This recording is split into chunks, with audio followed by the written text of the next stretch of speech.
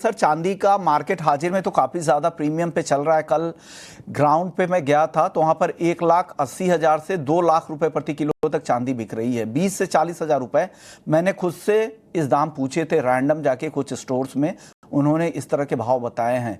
हालांकि अगर आप बेचने जाते हैं तो ये प्रीमियम आपको नहीं मिलेगा, वो जो प्रिविलेज है सिर्फ खरीदारों के लिए है। तो ये उन्होंने अपने हिसाब से इस तरह की बनाया रखी है। तो क्या लग रहा है ये जो सर सप्लाई की दिक्कतें हैं ये वाकई है या कृत्रिम तरीके से भी ज़्यादा बढ़ा चढ़ा कर और जो बुलियन बैंक्स है इसका ज़्यादा फायदा उठाने की कोशिश कर रहे हैं? जी बिल्कुल विश्व मोहन जी, स्पॉट प्राइस अगर हम देखते तो 2 दिन पहले 22,000 रुपए का प्रीमियम था। प्रीमियम बढ़कर काफी ज्यादा ऊपर आ चुका है।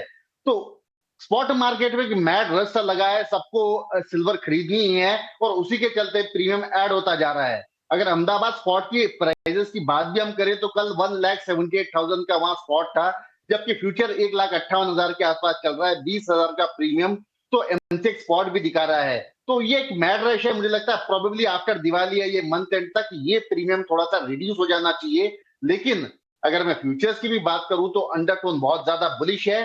प्राइसेस निरंतर डिप लेती है। कल जैसे 1,54,111 का लेवल का लो बनाया, वहां से दोबारा 1,60,700 के आसपास आ चुका है। तो आई थिंक 1,59,400 के आसपास का एक बेस बना के आज के लिए चलेगा। ऊपर में आज का टारगेट मुझे कम से कम 1,64,000 तक का लगता है।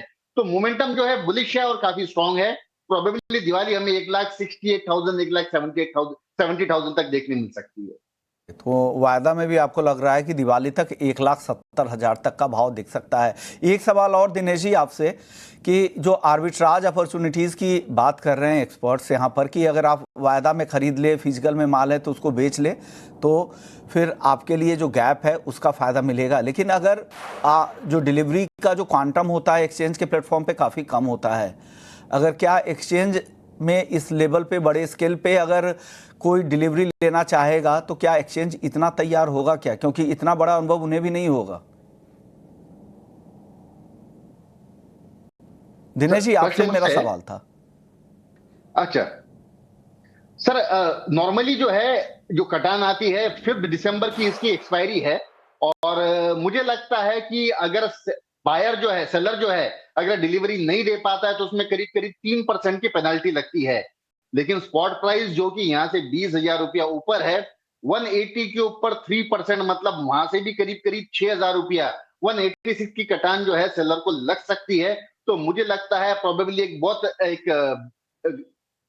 एक अलग सा सिनेरियो क्रिएट हो चुका है, जहां स्पॉट में सिल्वर की अवेलेबिलिटी बिल्कुल कम है और फ्यूचर डिस्काउंट रेट में चल रहा है। आर्बिट्रेज के लिए तो अपॉर्चुनिटी बेस्ट है, लेकिन डिलीवरी देने के लिए इतना माल है या नहीं यह देखकर ही अपनी शॉर्ट सेल क्रिएट करना चाहिए। वरना अगर ये ऑब्लिगेशन डिलीवरी का आ जाए और स्पॉट के खिलाड़ी अगर फ्यूचर में डिलीवरी लेने के लिए खड़े हो जाए तो मुझे लगता है डिलीवरी डिफॉल्ट होने के चांसेस बहुत ज्यादा बढ़ सकते हैं। उसका अत्यधिक ध्यान रखना चाहिए। अगर आपके पास फिजिकल में एसेट है तो ये आपने फ्यूचर शॉर्ट करना चाहिए।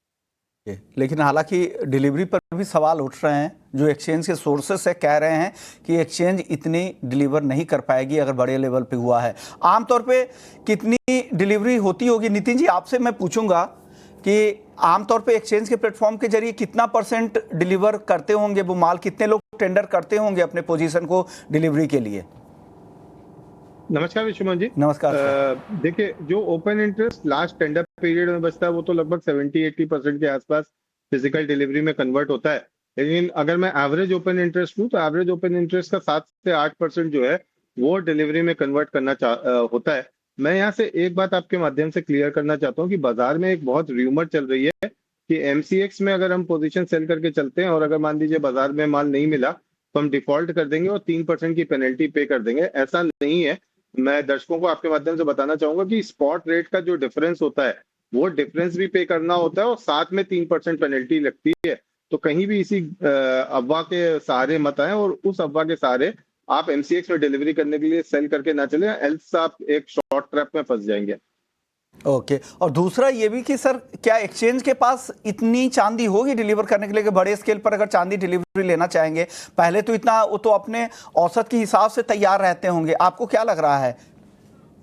विश्वनाथ जी, एक्सचेंज जो है वो ना तो डिलीवरी देता है और ना डिलीवरी लेता है। एक्सचेंज एक प्लेटफॉर्म है जहां पे बायर और सेलर जो है वो मीट होते हैं। एक ओपन इंटरेस्ट का मतलब है कि एक बायर खड़ा है और एक सेलर खड़ा है। अगर वहां पे सेलर जो है वो अपना डिलीवरी इंटेंशन दे देता है कि मेरे को डिलीवरी जो है देनी है, तो लास्ट में जो ओपन इंटरेस्ट बचता है उसके बायर को जो है वो डिलीवरी लेनी पड़ती है।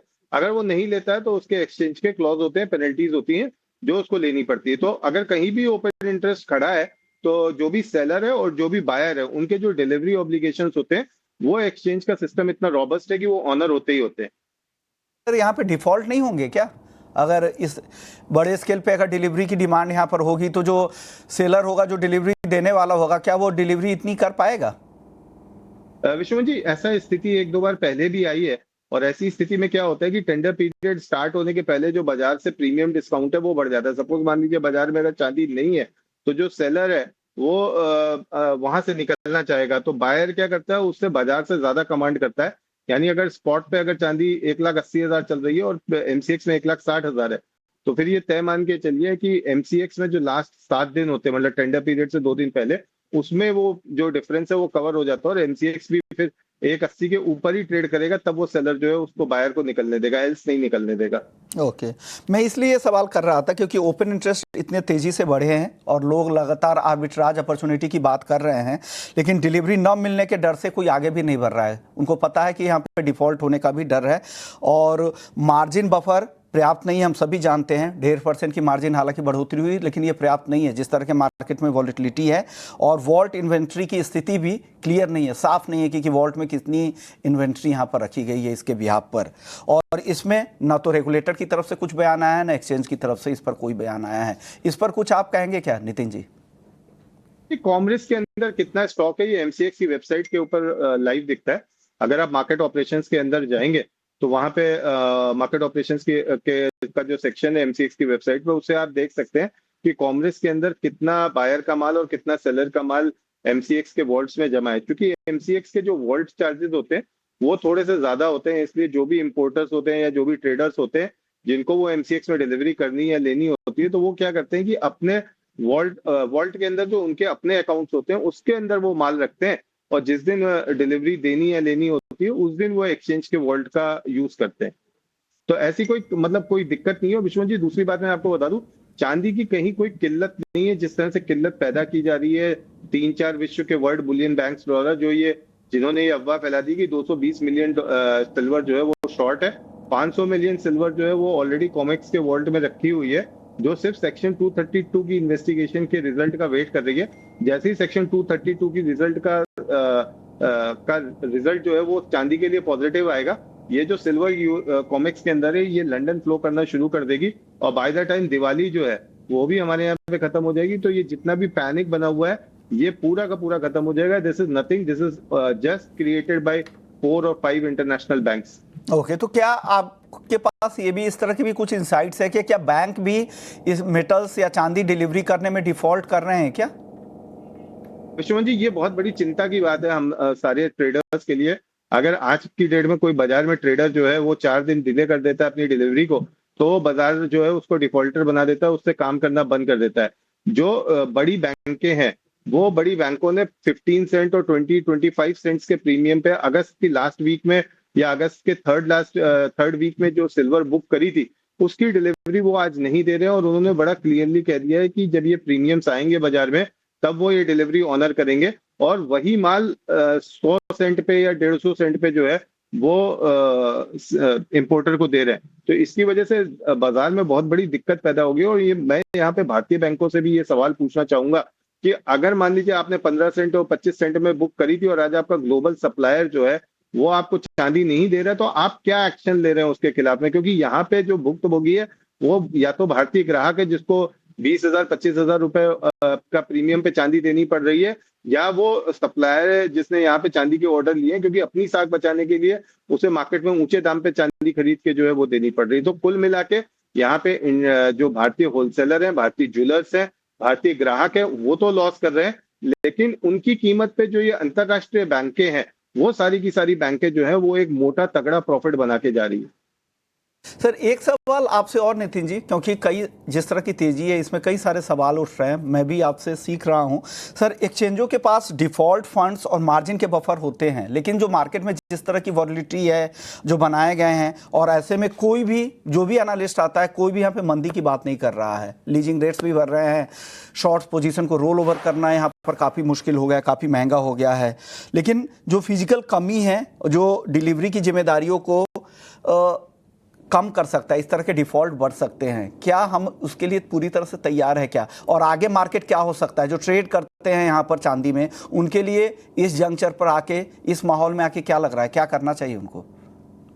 देखिए 2013 में जब NSCL का कांड हुआ था, उसके बाद से जो हमारे भारतीय एक्सचेंजेस के अंदर सिस्टम है काफी रोबस्ट कर दिए गए हैं। और सेबी ने आने के बाद विश्वमन जी काफी सारे चेंजेस किए हैं। डेली रिपोर्टिंग होती है। इनफैक्ट अगर 2% 3% गोल्ड या सिल्वर कुछ भी बढ़ घट जाता है तो सेबी रिपोर्ट मंगाता है कि भाई आपके वॉल्ट्स की क्या पोजीशन है, मार्केट की डिस्टॉर्शन की क्या पोजीशन है।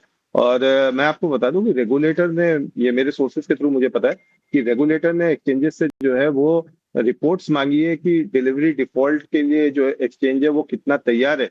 और इसके अलावा भी एक्सचेंज के जो सिस्टम है, चाहे आज जो सबसे बड़ा हमें कंफर्ट फैक्टर है वो ये है कि हमारे जो MCX के कॉन्ट्रैक्ट्स हैं ये अहमदाबाद के स्पॉट के साथ जाके मर्ज होते हैं। तो उस केस में क्या है कि डिलीवरी डिफॉल्ट के जो चांसेस है वो ऑलमोस्ट नेग्लिजिबल हो जाते हैं, वो कहीं भी नहीं बनते। हाँ, लेकिन अगर 15% या 20% के आसपास मान लीजिए किसी भी दिन गैप डाउन ओपनिंग हो जाती है या गैप अप ओपनिंग हो जाती है, तो वो 15 से 20% के लिए हम तैयार नहीं है। और वो कोई भी दुनिया में एक्सचेंज नहीं तैयार हो सकता जहां पे आपके मार्जिन जो लगते हैं, सपोज मान लीजिए 5% मार्जिन है या 10% मार्जिन है, उसके ऊपर गैप अप या गैप डाउन हो जाए तो कोई भी एक्सचेंज नहीं तैयार है। एल्स क्लियरिंग सिस्टम जो है वो MCX का काफी स्ट्रांग हो चुका है, उसके लिए हमें डरने की कोई बात नहीं है। जहां तक चांदी की करंट पोजीशन की बात है, देखिए मुझे ऐसा लगता है, ये मैंने लास्ट वीक भी बोला था। विश्वनाथ जी यहाँ पे 1 मिनट लेके मैं समझाना चाहूंगा। यहाँ पे फिर ग्लोबल बैंकों ने बदमाशी करी है।